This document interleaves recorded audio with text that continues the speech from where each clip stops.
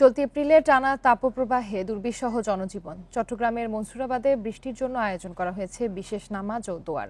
এ নিয়ে আরো জানাতে চট্টগ্রাম থেকে যোগ দিচ্ছেন সহকর্মী অনুপম শীল।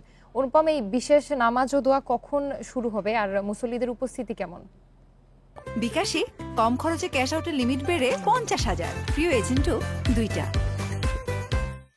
5 মিনিট আগে মূলত এই যে বৃষ্টির প্রার্থনায় বিশেষ যে নামাজ সেটি শুরু হয়েছে চট্টগ্রামের মনসুরাবাদ ও আবদা মাঠে, এবং এখানে মূলত আশপাশের 21টি মসজিদের ইমামরা এই নামাজে বিশেষ নামাজে সমবেত হয়েছেন।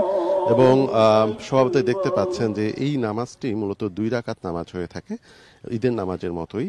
এবং কিছুক্ষণ আগে এখানে যিনি নামাজের ইমামতি করছেন বায়তুল শরফ মসজিদের মাদ্রাসার সাবেক প্রিন্সিপাল, তিনি এখানে সমবেত মুসল্লিদের উদ্দেশ্যে বলেছেন যে এই নামাজের আসলে মূল তাৎপর্যটা কি এবং কোন প্রেক্ষাপটে এই নামাজ পড়া হয়, এবং স্রষ্টার কাছে বৃষ্টির প্রার্থনায় আসলে কিভাবে আরজি জানাতে হয় সেই বিষয়টি মুসল্লিদের কাছে তিনি একেবারে কিছুক্ষণ আগেই তার বক্তব্যে তিনি জানিয়েছেন।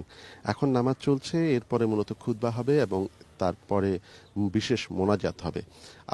আসলে সারা দেশেই তীব্র যে তাপপ্রবাহ সেটির প্রভাবে চট্টগ্রামেও কিন্তু গত প্রায় 2 সপ্তাহ ধরে এই তাপপ্রবাহ চলছে। আজকে এই মুহূর্তে চট্টগ্রামের তাপমাত্রা প্রায় 33 ডিগ্রির উপরে, এবং আমরা দেখছি যে গত প্রায় 2 সপ্তাহের বেশি সময় ধরে চট্টগ্রামে কিন্তু কোনো বৃষ্টি নেই। মাঝখানে কালবৈশাখীর আকারে 2 দফা বৃষ্টি হয়েছিল, তাও সপ্তাহ 2 আগে।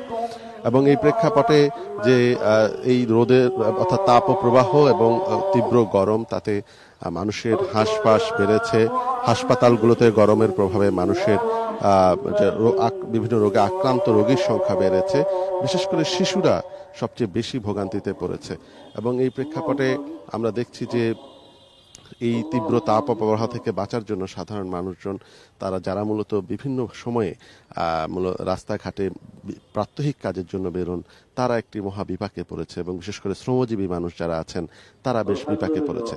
এবং এই তীব্র তাপপ্রবাহ থেকে বাঁচার জন্য চিকিৎসকরা নানা ধরনের পরামর্শ ইতোমধ্যে দিয়েছেন। তারপরও আসলে যাদেরকে নিয়মিত কাজে বের হতে হচ্ছে তারা আসলে এই তাপপ্রবাহের হাত থেকে নিস্তার পাচ্ছেন না। এবং যদিও চট্টগ্রামে সরকারি হিসেব মতো হিটস্ট্রোকে বা তাপপ্রবাহের কারণে মৃত্যুর সংখ্যা এখনো পর্যন্ত চিহ্নিত করা যায়নি, তবে আমরা যেটি বিভিন্ন বেসরকারি সূত্রে যে খবরগুলো পেয়েছি, এখনো পর্যন্ত অন্তত 2 জন মানুষ তারা মূলত এই অতিরিক্ত তাপের কারণে অসুস্থ হয়ে মৃত্যুবরণ করেছেন।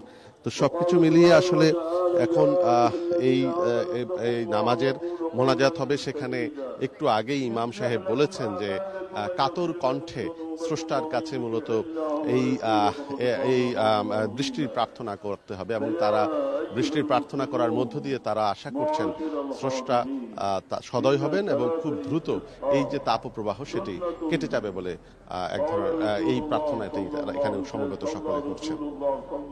চট্টগ্রাম থেকে জানাচ্ছিলেন সহকর্মী অনুপম শীল।